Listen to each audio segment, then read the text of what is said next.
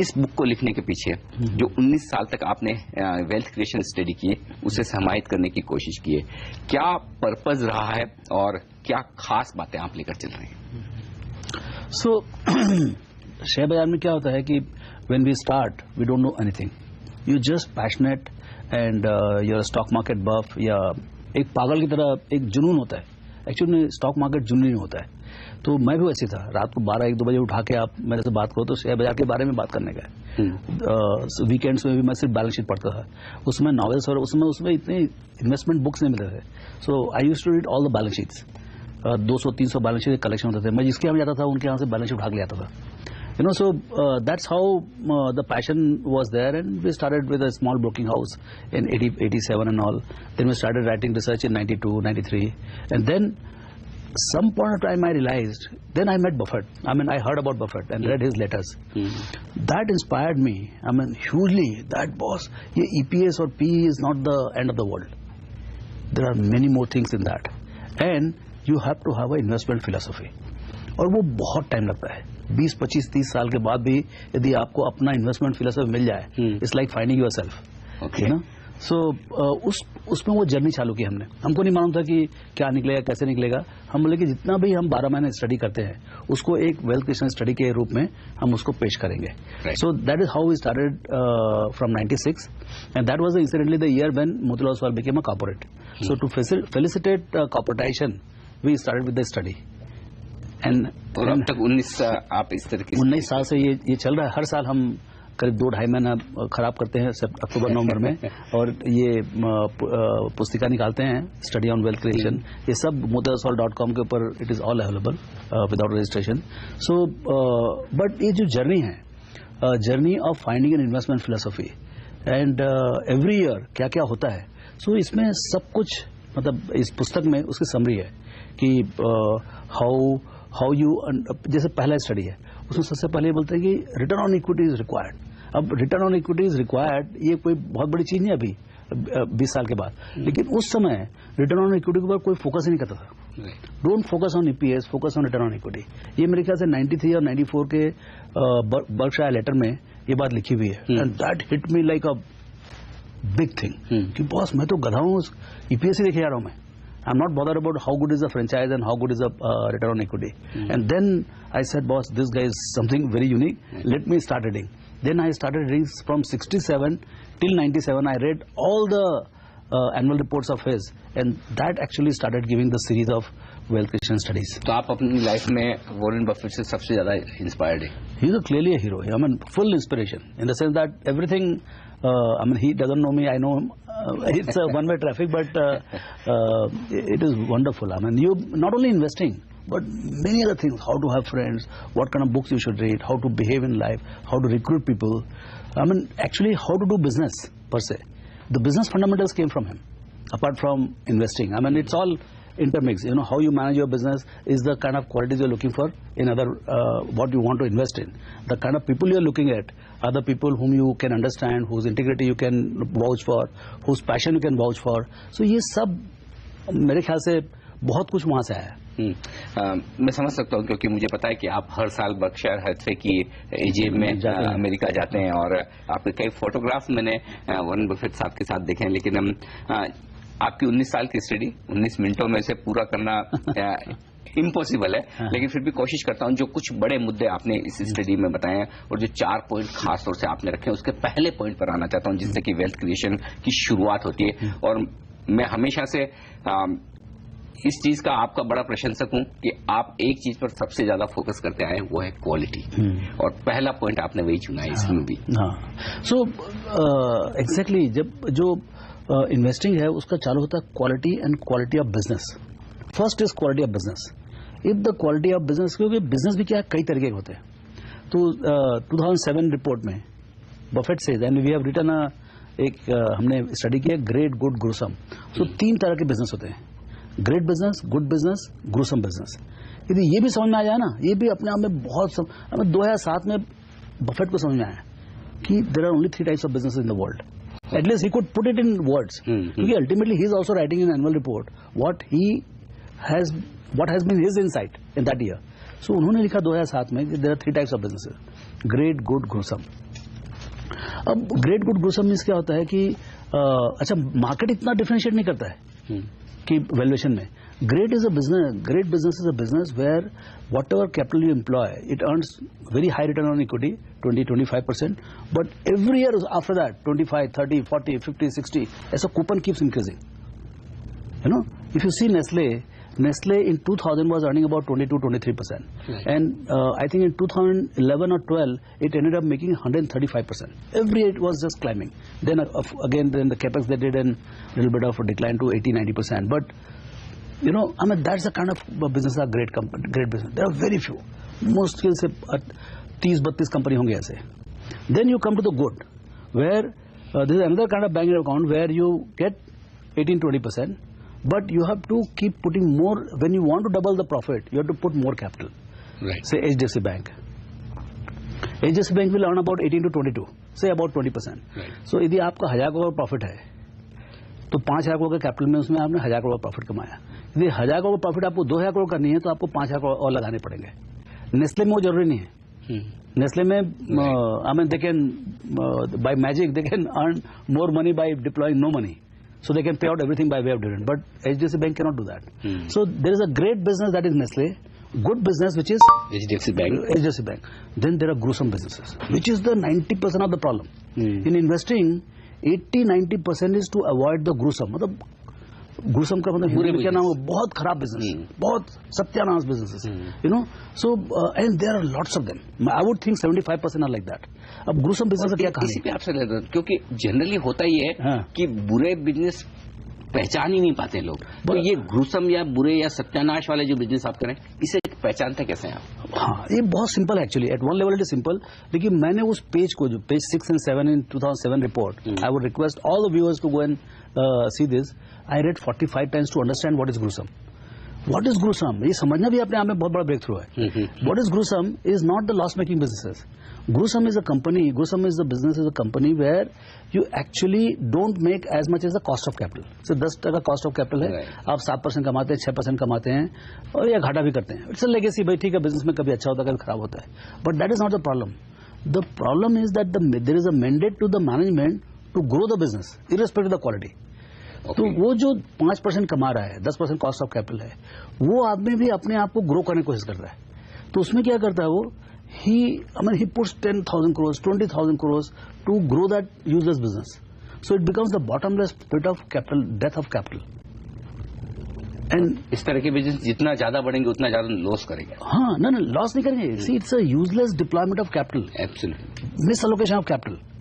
And होता क्या है कि हर मैनेजर को जो भी काम करता है उसको क्या मैंडेट है? Grow your business, grow your profit. Now if my profit is only 5% and my cost of capital is 10% and I have to deploy another 10,000 crores to double the profit, I will still do it. And there are even from the big houses there are so many companies which are gruesome.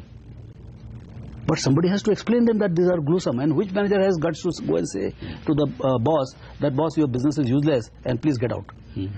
So होता क्या है कि because of P and EPS आपको जितने gruesome companies को 5-5, 6-6, 7-7 के P में मिल जाते हैं. Right. तो वो सस्तापन जो है, जो इन्वेस्टर जब आता है तो वो ऐसा पागल की तरह आता है आखिरी में बुल रन में कि उसको सस्ता भी चाहिए. तो वो इस समय ये सब कंपनी घर में ले आता है. जब वो कंपनी पैसा नहीं कमाए तो आपके पैसे कमाओगे. वो तो स्पेकुलेशन है, ठीक है, आपने 20 में खरीदा, 25 में बिक गया, वो एक बात अलग है. But minority as a whole, if the company is not making, you can not make money.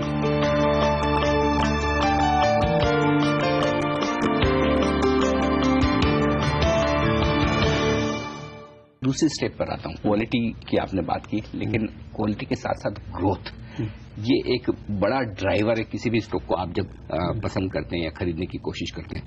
किस तरह से आप डिसाइड करते हैं कि ये कंपनी ग्रोथ डिलीवर करेगी? क्या वो थॉट्स होते हैं आपके? ये ग्रोथ जो एक बहुत मिस्टिकल चीज है. मतलब this is the most important factor in how much money you make. Okay. हाँ, एंड येट आपको जो लिटरेचर देखेंगे, आप जो इन्वेस्टमेंट बुक्स देखेंगे, उसमें बहुत कम राइटिंग मिलेगा आपको. बिकॉज ग्रोथ,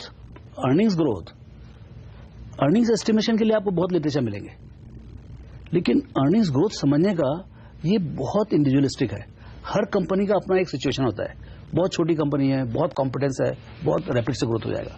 कोई कंपनी जैसे value migration, so you have to see the situations of every single company कि क्यों ग्रोथ होगा। Is it because of the global factors, is it because local factors? Then see factors are external, factors are internal, factors are operating leverage, factors are financial leverage, but सब कुछ एक साथ मिलके फिर growth होता है। There is a factor relating to the businesses, factors relating to the managements. I mean हमने देखा है कि पिछले 20 साल में जो आईटी में अपॉर्चुनिटी था वो उसमें सैकड़ों कंपनियां आई, लेकिन आज जो नारायण मूर्ति की टीम ने जो इन्फोसिस बनाया, जो 50 करोड़ कंपनी थी वो आज 3 लाख करोड़ की कंपनी हो गई है। वो तो सिर्फ मैनेजमेंट का खेल था ना, क्योंकि अपॉर्चुनिटी सबको सेम था, प्राइसिंग सेम था, अपॉर्चुनिटी सेम था, कॉस्ट स्ट्रक्चर सेम था, सब कुछ था। लेकिन एक आदमी ने 50 करोड़ से 3 लाख करोड़ कर डाला और बाकी सब लोग मतलब फ्रॉड कर के गायब भी हो गए। तो जो लोग कहते हैं कि जनरली ग्रोथ होती है वो मिड कैप स्मॉल कैप शेयरों में, उन छोटी कंपनियों में ज्यादा होती है, क्या ये मिथ है? बड़ी कंपनियों में भी उतनी ही बेहतरीन ग्रोथ मिल सकती है? सभी बड़ी कंपनी में see growth potential is a function of lot of factors I said company wise, but probability of higher growth, sustain higher growth is very high in the small and mid cap, because fundamentally छोटा आदमी लंबे तक दौड़ सकता है। Right.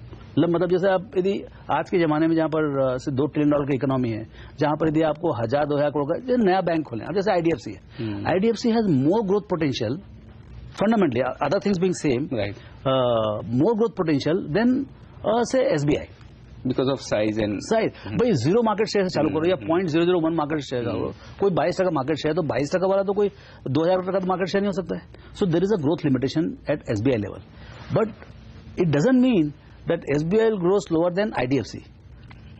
SBI can grow faster than IDFC because of the sheer competence. They can increase the margins, they can use their franchises, they can bring all kinds of efficiencies, and in the next 5 years मालूम पड़ा कि SBI 50% grow हुआ या 40% grow हुआ और IDFC is struggling at 20%. So growth has to be understood in every single situation.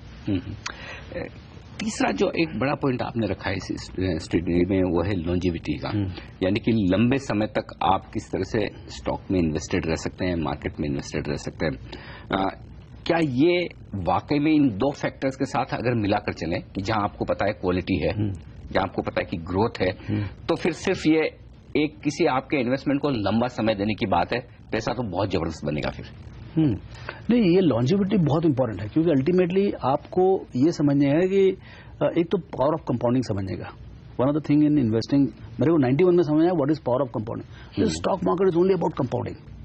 Now compounding का खास बात क्या है, एक तो रेट है, भैया आपने 20% से ग्रो हो रहा है या 30% से ग्रो हो रहा है। दूसरा ये लॉन्जिविटी ऑफ द रेट। अब जैसे 25% से 3 साल में डबल होता है, 10 साल में 10 गुना होगा, लेकिन 20 साल में 100 गुना होता है।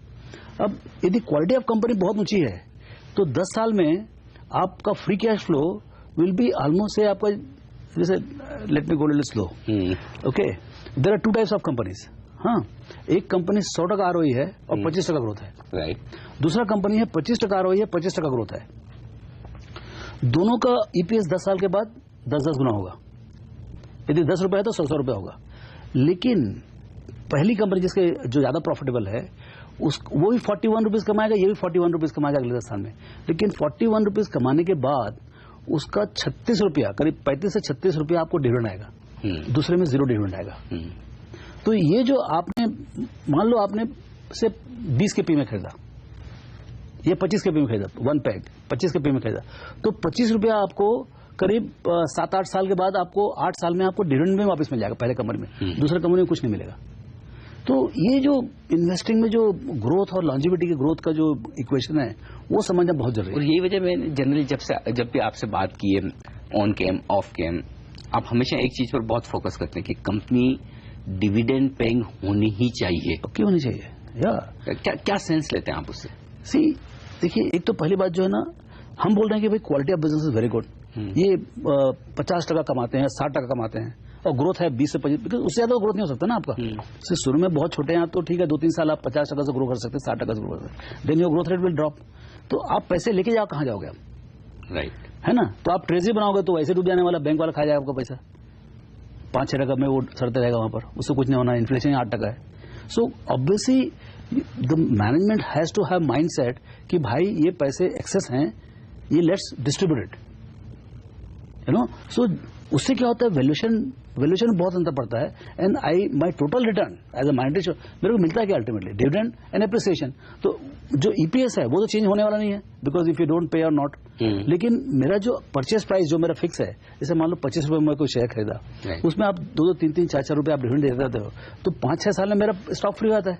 और उसके बाद पूरा का पूरा जो है capital appreciation and dividend, biggest dividend is going to come after 20 years। सो उसके लिए मेरा कोई परचेज प्राइस ही नहीं है। मैं आपको एग्जांपल दूं, मैंने हीरो होंडा खरीदा 96-97 में, 30 रुपए में खरीदा मैंने, मेरे को 1200 रुपए डिविडेंड आ चुका उसके ऊपर। और आज के दिन में वो 3000 रुपए बिकता है, वो 2600 में जितने में बिकता है। तो रियल इन्वेस्टिंग इज अबाउट कि भाई कब आपका फ्री हो जाए पहले तो डिविडेंड से फ्री होता है ना वो। ये इंटरेस्टिंग है, यानी कि कैपिटल पूरी की पूरी आ गई और उससे ज्यादा पैसा आ गया। हाँ। और आप आराम से कैपिटल एप्रिसिएशन कमा then you can go about finding the next Hero Honda. Ramju sir, 1-2 सवाल आपसे लेना चाहता हूँ। जो इस बुक की स्टडी के 4 पॉइंट हमने कवर किए, काफी लोगों से मैं मिलता हूँ, वो ये समझते हैं कि हमारे पास इक्विटी मार्केट में पैसा लगाने के लिए बड़ा पैसा नहीं है और छोटे से पैसे से हम इन्वेस्टमेंट करेंगे तो क्या वेल्थ बनेगी। तो पहले थोड़ी सी ट्रेडिंग करके पैसा बना लें और फिर उसे इन्वेस्टमेंट करेंगे, ऐसा सोचने वाले काफी लोग मिलते हैं। क्या आपको लगता है कि ये तरीका वाकई में सही है? और यदि उल्टा हुआ है तो मतलब बिफोर मतलब 100 यदि 100 का यदि आप 1000 यदि ट्रेडिंग से कर ही सकते हो, तो फिर इन्वेस्टिंग में आने की जरूरत ही क्या है? वो 1000 को फिर 10,000 का डालो, फिर 1 लाख का डालो, अगर वो स्किल सही तो। हाँ, लेकिन है नहीं ना ऐसा। The whole thing, the trading cost and your emotions are loaded against the traders. 1-2 मतलब सक्सेसफुल ट्रेडर्स होंगे ग्लोबली, बट इन्वेस्टर्स आपको हजारों मिलेंगे, लाखों मिलेंगे। ट्रेडर्स आपको बहुत कम मिलेंगे जो सक्सेसफुली बहुत पैसे कमा सकते हैं। So I don't believe in this, लेकिन है आप जो बोल रहे हैं। तो फिर जो आपकी थीम है बाय राइट सिट टाइट, वो बेस्ट है और ये मेरे लिए काम करता है। हाँ, सी क्या है, बाजार में यदि 10 लाख लोग हैं, 10 लाख तरीके हैं पैसे कमाने के। हर आदमी अलग ढंग से करेगा, आप अलग कितना भी सीख लो, लेकिन आप अपने हिसाब से करो। बफेट अपने हिसाब से करता है, बफेट को हमने इंटरप्रेट करके हमने अपना सिस्टम निकाला, वो अपना सिस्टम है। ओके, बफेट का अपॉर्चुनिटीज अलग है, बफेट के मनी अलग है, बफेट का फ्लोट है, सब कुछ अलग है, उसका ब्रांड इक्विटी कुछ भी है। हमारे पास तो नहीं ना, हमको तो अपने हिसाब से करना पड़ेगा। एंड यदि मेरे को लॉस होगा थोड़ी ना हेल्प करने वाला है। I have to fight the war ना, मेरे को पेमेंट करना पड़ेगा ना। तो every investor has to find his own way of making money. तो ये QGLP एक मतलब लेफ्ट राइट करके 19-20 साल 30 साल में हम यहां तक पहुंचे। It will further improve over a period of time. शायद नाम ना बदले, लेकिन अंदर जो उसके क्राइटेरियाज हैं, जो चेकलिस्ट है, वो बदलते जाएगा। अब एक आखिरी सवाल आपसे इस स्टडी पे लेना चाहता हूँ। इन द हाइंडसाइट, यानी पीछे मुड़कर अगर देखें तो हमें लगता है कि बहुत सारी बेहतरीन कंपनियां मिली है, अच्छे स्टॉक्स आपने आइडेंटिफाई किए, रिपोर्ट में निकाले, लंबे समय तक वेल्थ बनाई है। लेकिन लोग ये सोचते हैं जब भी मार्केट लाइफ टाइम हाई के आसपास हो, हम लेट हो गए, अब वापस क्या कोई दूसरा इन्फोसिस, कोई दूसरा TCS, कोई दूसरा पेज इंडस्ट्रीज, हीरो, HDFC ऐसा मिलेगा क्या? अरे हमने तो ट्रेलर तक नहीं देखा इंडिया का वेल्थ क्रिएशन का, ट्रेलर तक नहीं देखा है। और एक तो जो कंपनीज हैं वो भी बहुत पैसे कमाने वाली हैं, और कई कंपनी जिनके बर्थ भी नहीं हुए उनके बारे में हमको नहीं मालूम कुछ। तो wealth creation, C nobody asks, every single minute you are on the new GDP, every single second you are in new GDP। कोई ये तो नहीं बोलता कि अभी GDP ज्यादा होगा, चलो बेच बजा के सन्यासी करो करके। सी ये तो ह्यूमैनिटी का एक रूल है कि भाई every day should be bigger, better kind of thing. तो ये आपको 2 ट्रिलियन जो हमने एक स्टडी की है, India the next trillion dollar opportunity, I think that is the best of the 19 studies. Okay, in 2007 we did this when India hit first time $1 trillion। I said what are the significance of this, let's do this study. So उसमें जो 60 साल लगा India को $1 trillion GDP होने में, next 7 years में आपका double हो गया, और अगले 5 साल में नेक्स्ट ट्रिलियन आ जाएगा, 3 trillion, एंड अगले फिर चौथा आएगा 3 साल 3.5 साल में। इसका सिग्निफिकेंस क्या है? होता क्या है, आपका जो एसेंशियल एक्सपेंडिचर जो है $1000, जैसे मान लो आपका GDP है पर कैपिटा है, तो उसमें से $900 आपका एसेंशियल है। डिस्क्रिशनरी कितना है? सिर्फ $100। When you go from 1000 to 2000, your essential remain at 900, your discretionary go from 100 to 1000। So what is a normal GDP growth is exponential growth for discretionary spend. So India is in that inflection point of discretionary spend. When it will go from $100 to $1,000 and $200, $2,000 and $3,000. तो जो underline businesses हैं, चाहे paint हो, चाहे घर के बनाने वाली चीजें हो, चाहे कार्स हो, चाहे लग्जरीज हो, चाहे ट्रेवल हो, सिनेमा हो, और whole lot of things, they will explode. Businessman को नहीं मालूम पड़ेगा कि what is hitting them. Okay. The growth rates will be exponential. और जो उसमें जो टाइगर है, जैसे कोई कैटेगरी है, मतलब एसेट मैनेजमेंट है. अब एसेट मैनेजमेंट में जो टाइगर होगा उसको कितना बड़ा बनेगा भगवान. 10x तो इंडस्ट्री हो जाएगा, लेकिन जो सक्सेसफुल रहेगा वो 100x हो जाएगा. So this is the kind of opportunity. अब सवाल ये है, you must find that asset manager who is going to be 100x in 10 years and today available at 10p. बिल्कुल. और ऐसे ही एक बेहतरीन एसेट मैनेजर मेरे सामने बैठे हैं रामदेव अग्रवाल साहब. बहुत बहुत शुक्रिया आपका इस खास स्टडी को हमें समझाने के लिए. तो आपके लिए लाइफ का मंत्र एक ही है, QGLP, यानी कि क्वालिटी खरीदें, ग्रोथ पर फोकस करें, लॉन्जिटिविटी यानी कि लंबे समय के लिए पैसा लगाएं,